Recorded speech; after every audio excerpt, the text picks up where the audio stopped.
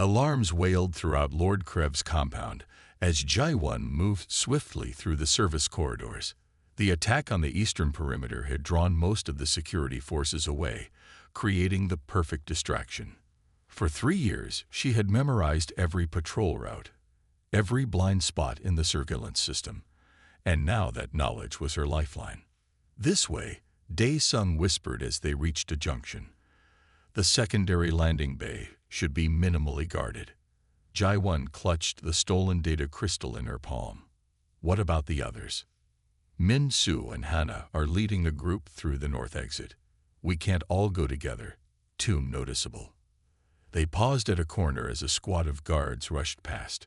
Jae-won's heart pounded so loudly, she feared it might give them away. The tracking chip in her collar felt like it was burning against her skin. Almost there, Dae-sung murmured. Remember the plan.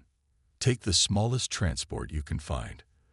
The bigger ships have automatic return protocols.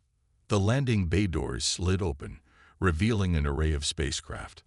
A single guard remained at the control station, his attention fixed on the security feeds. Dae-sung picked up a metal tool from a nearby maintenance cart and crept forward. Jai-1 winced at the dull thud as the guard collapsed. Is he just unconscious? Dae-sung assured her, dragging the guard behind a console. He quickly began working at the terminal. I'm disabling the tracking system. You have 5 minutes before the override alerts the main security hub. Jai-1 scanned the bay and spotted a small courier vessel. That one, she said, pointing. It's designed for speed. Good choice. Dae-sung handed her a small device. This will help disable your collar once you're safely away. Now go. Jai-1 hesitated. You're not coming. Someone has to keep them confused about which ship to follow. I'll take another vessel in a different direction. She wanted to argue, but time was precious. With a quick embrace, she turned and ran toward the courier ship. The entry ramp descended at her approach. Dae-sung's work at the control terminal had unlocked all vessel protocols. The ship's interior was compact, but well organized. Ji-1 slid into the pilot's seat, her fingers hovering over the unfamiliar controls. She had never actually flown before, but had spent countless hours observing Lord Krebs' pilots and studying flight manuals during her rare moments alone. Engine ignition sequence, she muttered, finding the right combination of buttons. The ship hummed to life around her. On the small view screen, she saw Dae-sung give her a final salute before disappearing toward another vessel. The bay doors began to open, responding to Dae-sung's commands. Ji-1 gripped the controls and pushed forward. The ship lifted shakily, then lurched toward the opening. Behind her, alarms began blaring anew. Their escape had been discovered. The courier ship shot out of the bay and into the night sky of Drexus Prime. Ji-1 fought to keep the vessel stable as it climbed steeply into the atmosphere. The controls bucked beneath her hands, but each passing second brought more confidence. Warning: unauthorized departure detected, announced the ship's computer. Return protocol initiating. No. Ji-1 frantically searched the console, finding the override panel Dae-sung had described. She entered the emergency code he had given her and was rewarded with a satisfying beep as the system accepted her authority. Through the view screen, she could see the sprawling palace complex growing smaller. Freedom was so close. Then a flash of light caught her attention. Defense cannons activating. The ship rocked violently as energy blasts sizzled past. Shields, she gasped, finding and activating the defensive systems. The small courier wasn't built for combat, but its speed might save her. Ji-1 pushed the engines to maximum as the ship broke through the upper atmosphere. The blackness of space opened before her, dotted with stars offering the promise of safety. But the ship's sensors showed 3 pursuit vessels launching from the main hangar bay. She consulted the navigation system, looking for escape routes. The nearby asteroid field that served as Drexus Prime's mining resource appeared as a dense cluster on the display.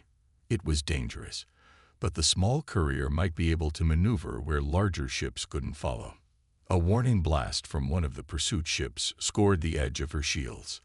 J1 adjusted course and plunged toward the asteroid field. The ship rattled as she pushed its capabilities to their limits. "Come on," she urged the vessel, swerving around the first massive rock. The proximity alarms screamed as she narrowly avoided collision with a spinning asteroid. Behind her, one of the pursuit ships pulled back, unwilling to enter the dangerous field. The other two continued the chase. Jai-1 dove deeper into the field, relying on instinct more than skill. A small asteroid glanced off the shields, causing the power to fluctuate.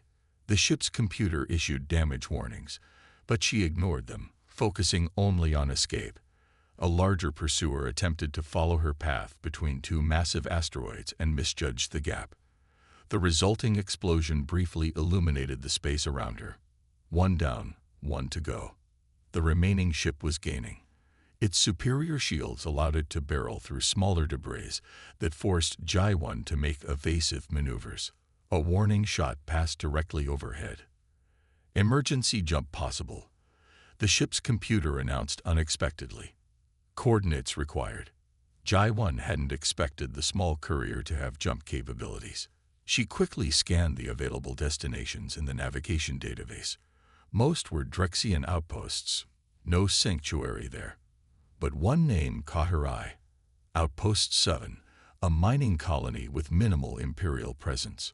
She entered the coordinates just as another blast rocked the ship. Warning lights flashed across the console. The shields were failing. The pursuing vessel closed in, preparing to disable her engines. Jump initiation requires 30 seconds of uninterrupted calculation, the computer informed her coldly. "We don't have 30 seconds. G1 yanked the controls, sending the ship into a spin around a large asteroid. The maneuver bought her a moment's reprieve as the pursuer was forced to adjust course. 20 seconds. Another hit could disable the jump drive. 10 seconds. The pursuer reappeared on her sensors, weapons charging. 5 seconds. G1 held her breath. The stars stretched into lines of light as the jump drive engaged. The pursuing ship fired one final shot that caught the courier's engine just as it entered jump space. The vessel shuddered violently, throwing Jai-1 against the restraints. Warning: jump sequence compromised. Navigation system damage. Emergency exit imminent. The ship lurched back into normal space, systems flashing red across every display. Through the view screen, Jai-1 could see a small, dusty planet growing larger at an alarming rate. The controls responded sluggishly as she fought to establish a landing trajectory. "This is going to hurt," she whispered as the courier ship plummeted toward Outpost 7, trailing smoke and debris. Freedom would come at a price, if she survived the landing at all. The damaged courier ship carved a deep furrow into the dusty surface of Outpost 7, sending plumes of reddish soil into the air. When the vessel finally shuddered to a halt, smoke billowed from the ruined engines. Inside the cockpit, Jai-1 hung limply in her restraints, blood trickling down her forehead. The emergency system sputtered to life, releasing her harness and activating the ship's distress beacon. G1's eyes fluttered open as the acrid smell of burning circuitry filled her lungs. She coughed violently and fumbled with the collar still locked around her neck. The disabling device Dae-Sung had given her had been damaged in the crash. Warning: fuel cell breach imminent, the ship's computer announced in a distorted voice. Evacuation recommended. J1 dragged herself toward the emergency hatch. Every movement sent pain shooting through her body. The door refused to open automatically, forcing her to use the manual release. It swung outward with a groan, revealing the alien landscape of Outpost 7. The mining colony sprawled across a rocky valley several kilometers away. Between her and potential safety lay an expanse of barren terrain under twin suns that beat down mercilessly. G1 grabbed the emergency kit from beside the door and stumbled down the ramp. She had barely made it 50 meters when the ship exploded behind her. The blast knocked her forward onto the hard ground. J1 lay there for a moment, watching black smoke rise into the pale orange sky. The destruction of the ship meant no immediate pursuit, but also no way off this planet. After treating her most serious cuts with supplies from the emergency kit, Jai-1 began the long walk toward the colony. The tracking collar around her neck was a dangerous liability. Anyone who recognized it would know she was escaped property. She needed to find a way to remove it before reaching civilization. The suns had moved noticeably across the sky by the time Jai-1 approached the outskirts of the settlement. Outpost 7 was a chaotic mix of prefabricated structures and improvised dwellings. Various species moved through the dusty streets, most looking as weathered as the buildings around them. Jai-1 had wrapped a scarf from the emergency kit around her neck, hiding the collar as best she could. She needed to find work, shelter, and someone who could help remove the tracking device before it activated during a routine security scan. A large sign hung over a cluttered yard full of machinery parts. Taiho's repairs. All tech. Fair prices. Jai-1 paused, noting the human name. Perhaps another Earthling would be more likely to help than an alien resident. The workshop was a sprawling single-story building with large bay doors. Inside, the air was cooler and filled with the sounds of tools and machinery. Jai-1 approached a counter where a man in his mid-30s was arguing with a reptilian alien over what appeared to be a water reclamation unit. The parts alone cost 300 credits, the man was saying. I can't do it for less than 450. The alien hissed in frustration, but eventually agreed to the price. After it left, the man noticed Jai-1 waiting. Welcome to Taiho's. What can I fix for you today? His eyes were kind but wary, a common expression among humans who had survived the invasion. I need work, Jai-1 said directly. And I need help with this. She lowered the scarf enough to reveal the edge of the collar. Taiho's expression darkened. He quickly came around the counter and guided her toward a back room. Are you crazy showing that here? There are Imperial sympathizers even in this backwater. I had nowhere else to go, Jai-1 replied. My ship crashed in the Eastern Valley. I can work. I know machinery. Taiho ran a hand through his hair. Look, I don't want trouble with the directions, if you're running from someone important. Lord Krev, Jai-1 said. Taiho's eyes widened. Krev, the High Counselor. You're either very brave or completely insane. Probably both, Jai-1 admitted. Can you remove this? She touched the collar. Taiho examined it without touching, his trained eye recognizing the technology. Maybe. These newer models have anti-tampering explosives. One wrong move, and he made a slicing motion across his throat. Jai-1 swallowed hard. I have this. She produced the damaged disabler Dae-Sung had given her. Taiho took it carefully. Interesting. Military-grade tech. Your friends in the Resistance know what they're doing. You know about the Resistance. Everyone who pays attention knows something's happening. News gets even to Outpost 7, despite Imperial censorship. He studied the disabler. I might be able to repair this, but it'll take time. I don't have much time, Jai-1 said urgently. The tracking function could reactivate during any routine security sweep. Taiho considered her for a long moment. All right. I need help in the shop anyway. You can work here, stay in the back room, and I'll fix this device. But first rule, that collar stays covered at all times. For the next 3 weeks, Jai-1 learned the rhythms of life at Taiho's repair shop. Most days were filled with fixing equipment for the miners and farmers of Outpost 7. The work was demanding but satisfying. So different from her years of servitude. Each repair completed was her choice. Each task mastered a small victory. Taiho proved to be a patient teacher. You have good hands for detailed work, he commented as Jai-1 successfully calibrated a moisture evaporator. Where did you learn? I watched the engineers in Krebs' palace, she explained. They didn't notice me observing while I served them refreshments. After a while, I could visualize how the systems worked together. That's impressive, Taiho said with genuine respect. Most people need hands-on training. Each night, he worked on repairing the disabler. The device was complex, and he had to fabricate several components from scratch. J1 often sat with him during these sessions, learning about the colony and its people. Most of us here are running from something, Taiho told her. Imperial taxes, criminal records, bad debts. Outpost 7 exists in a bureaucratic blind spot, too small to warrant a permanent Imperial presence, but valuable enough for its mineral exports to avoid being shut down. On the 23rd day, Taiho called Jai-1 into his private workshop after closing the shop. "I think it's ready," he said, holding up the repaired dissembler. "But I need to warn you, there's still risk if it fails." Jai-1 nodded. "I understand. I can't live with this collar forever." Taiho positioned the device against the lock mechanism of the collar. "Ready?" Jai-1 closed her eyes. "Ready."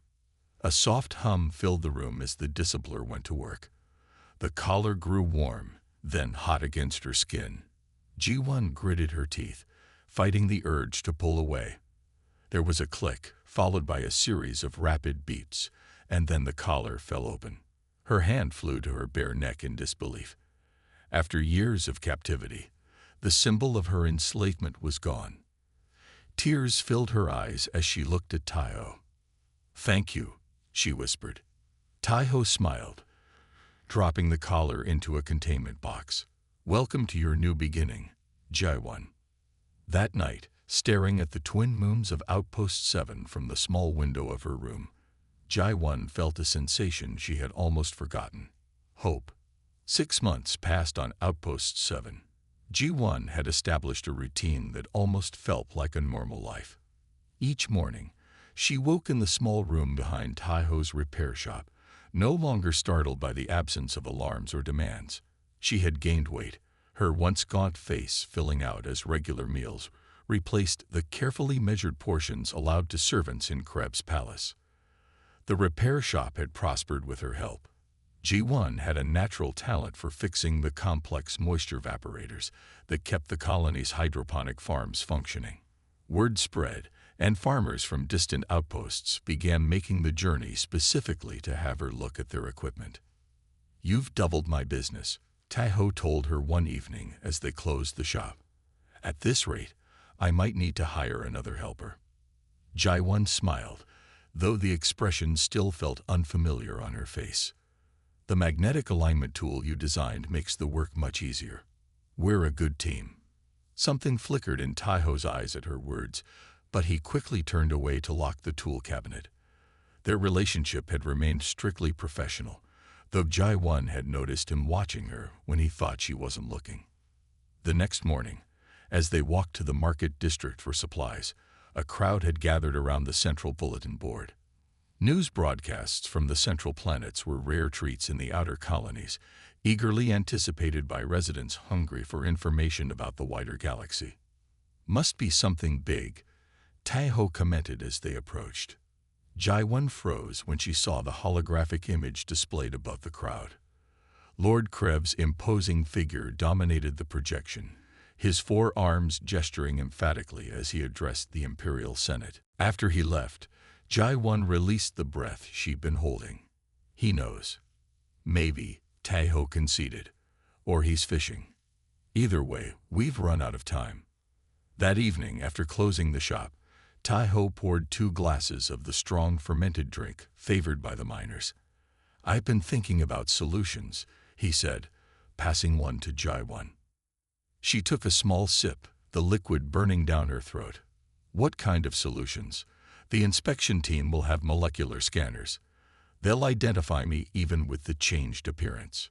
There's one status that even Imperial regulations respect," Taiho said carefully. "Colonial marriage laws predate the Empire. They were established during the first wave of human expansion, designed to encourage permanent settlement." Jai-1 looked at him quizzically. "What does that have to do with our situation?" "Under Section 12 of the Colonial Charter, a married couple constitutes a legal family unit with special protections. Specifically, spouses cannot be separated without due process in a colonial court." Taiho took a deep breath. Even the Empire has to respect these provisions or risk uprising in multiple colony worlds. Understanding dawned on Ji-won's face. You're suggesting we get married. A paper marriage. It would give you legal standing beyond fugitive or property. The empire would have to prove criminal action, not just ownership claims. Taiho stared into his glass. It's just a legal arrangement, of course. Nothing more. Ji-won studied his face, noting the flush that wasn't entirely from the strong drink. In the 6 months they had worked together, she had come to respect Taiho's intelligence and kindness. He had never treated her as less than an equal, never reminded her of her past status. You would do that for me?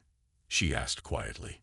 The shop runs better with both of us, he replied with forced casualness. It's a practical solution. Ji-won reached across the table and placed her hand over his. Yes, she said simply.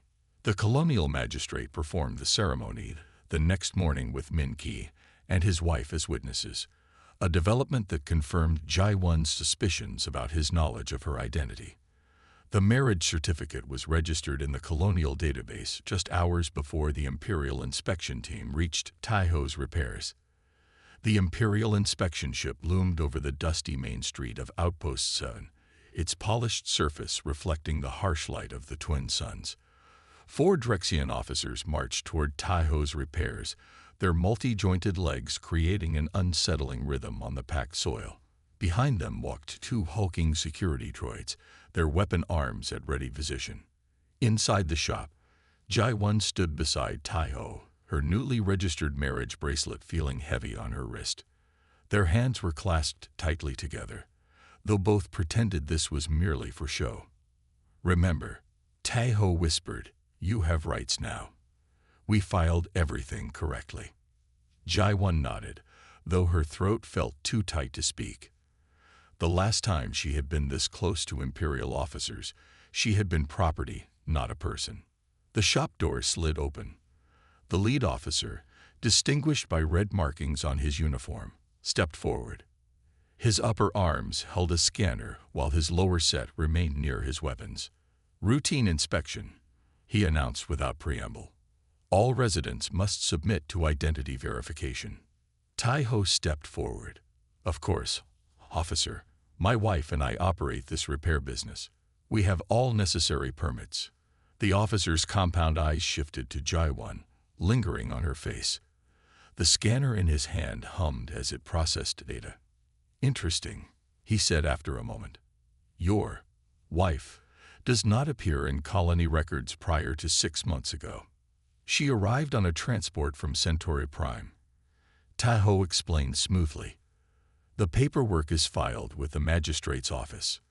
The scanner beeped, a sharp sound that made Ji-won flinch. The officer studied the readout, his mandibles clicking in what might have been surprise. Step forward, he ordered Ji-won. She moved ahead, forcing herself to meet his gaze. The scanner passed over her face, then her body, pausing near her neck where the collar had once been. This one matches a fugitive profile, the officer declared. Property of Lord Krev, reported stolen 6 standard months ago. You must be mistaken, Taiho interjected. My wife is a free citizen with colonial documentation. The officer's lower arms now moved to his weapons. The molecular signature is unmistakable. This human will be detained pending return to its rightful owner. Ji-won felt ice spreading through her veins, but she stood her ground. I am not property. I am a colonial citizen protected under Section 12 of the Charter. Stolen property cannot claim protection under colonial law. The officer replied dismissively. Actually, came a new voice from the doorway. That's not quite accurate. Ji-won turned to see Min-ki standing there, along with at least 20 other colonists of various species. The farmer held a data tablet in its hands. The colonial charter predates imperial conquest regulations by 73 years. Min-ki continued, stepping into the shop. And Article 4 specifically states that all sentient beings residing within colonial boundaries are presumed free unless proven otherwise through colonial courts. The officer's mandibles clicked rapidly. This does not concern you, farmer. Imperial authority supersedes colonial regulations. Not according to the Treaty of New Singapore. said another colonist, a blue-skinned Arcturian who operated the communications relay. The Empire signed that treaty to prevent rebellion in 17 colony systems. More colonists pressed into the shop now. G1 recognized faces from throughout Outpost 7. People she had helped, equipment she had repaired, connections she had made without realizing their importance. "This is bordering on insurrection," the officer warned, his four hands now all hovering near weapons. A tall figure pushed through the crowd. The colony's magistrate. Her severe features were set in determination as she faced the Imperial officers. "I've just received a priority communication from the sector governor," she announced. "This situation has attracted unwanted attention. The governor requests this matter be resolved without incident." The lead officer's posture stiffened. "We have orders to retrieve Lord Krebs' property." "What you have," the magistrate replied coldly, "is a diplomatic problem. This human has legal colonial status. Removing her would violate 3 separate treaties and could trigger reviews of Imperial compliance throughout the sector." The tension in the room built as the officer considered his options. The security droids remained motionless, awaiting commands. The crowd of colonists continued to grow outside the shop. G1 realized with a start that they were protecting her. People who barely knew her were risking Imperial displeasure for her freedom. "There is another option," Taiho suggested, his voice steady despite the weapons pointed in their direction. "Compensation." The officer's attention shifted. "Explain." "Lord Krev values this person at 50,000 credits. The colony can arrange payment for transfer of ownership rights, which would then be immediately nullified under colonial law." Jaiwan looked at Taiho in shock. The colony had nowhere near that amount of money. 60,000, Min-Ki called out. "I'll contribute 10 from my last harvest." One by one, other colonists called out amounts. 5,000 from the Arcturian, 8,000 from the tavern owner, small amounts from farmers and workers. Within minutes, the full sum had been pledged. The lead officer conferred with his subordinates in quick, chittering Drexian. Finally, he turned back. "Lord Krev will not be pleased, but the transaction falls within regulatory guidelines. Payment must be transferred immediately." The magistrate nodded. "It will be done within the hour." 2 hours later, Jai-1 sat stunned in the now empty repair shop. On the table before her lay a document confirming her legal freedom, stamped with both colonial and imperial seals. "I don't understand," she said softly to Taiho. "Why would they do this for me? Risk so much." Taiho took her hand, his calloused fingers gentle against hers. "Because that's what humans do when we're at our best. We stand together." "But it wasn't just humans," Jai-1 pointed out. "There were Arcturians, Telbari, even a Sulani." "That's the thing Krev and his kind never understood," Taiho said with a smile. "Freedom matters to every thinking being. You gave this colony something to believe in, that resistance is possible, that the Empire isn't invincible." Later that evening, colonists gathered in the central plaza. Tables had been arranged in a great circle, laden with food and drink. Music played from improvised instruments, and beings of a dozen different species mingled freely. As Jai-1 and Taiho arrived, a cheer went up. Min-Ki approached with 2 glasses of the colony's best fermented spirit. "To freedom," he proposed. "To freedom," the crowd echoed. Jai-1 raised her glass, looking around at the faces of her neighbors, her friends, her community. She had come here as a fugitive, expecting to remain always in hiding, always afraid. Instead, she had found a place where she belonged. "To home," she said, her voice clear in the evening air. Taiho squeezed her hand, and in his eyes she saw not the arrangement of convenience their marriage had begun as, but something deeper, something real. "To home," he agreed softly, meant for her alone. As the binary stars of Outpost 7 sank toward the horizon, painting the sky in vivid oranges and purples, Jai-1 realized that her greatest act of rebellion against the Empire wasn't stealing information or escaping captivity. It was this: building a life of dignity and meaning loving and being loved, standing tall among equals. She was no longer a slave, no longer a fugitive. She was simply Jai-1, repair expert, wife, colonist, free woman, and that was everything.